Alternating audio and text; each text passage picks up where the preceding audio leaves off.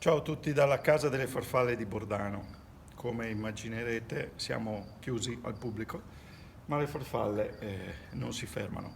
E oggi per noi è una giornata speciale perché per la prima volta è nata una farfalla africana che non avevamo mai visto nelle nostre serre. Si chiama Pseudobunea e appartiene alla famiglia dei Saturnidi.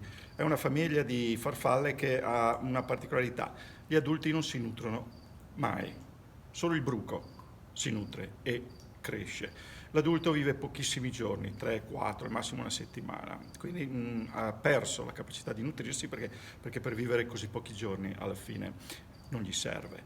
E quindi sono farfalle che vivono pochissimo, non le dobbiamo nutrire e purtroppo le vedremo solamente noi perché anche se è nata oggi, tra 3-4 giorni, come vi dicevo, non ci sarà più. Comunque cercheremo appunto di riprodurla e magari quindi continuare con altre generazioni di questa splendida farfalla che anch'io è la prima volta che posso ammirare. Adesso ve la faccio vedere più da vicino, così vedrete una delle particolarità.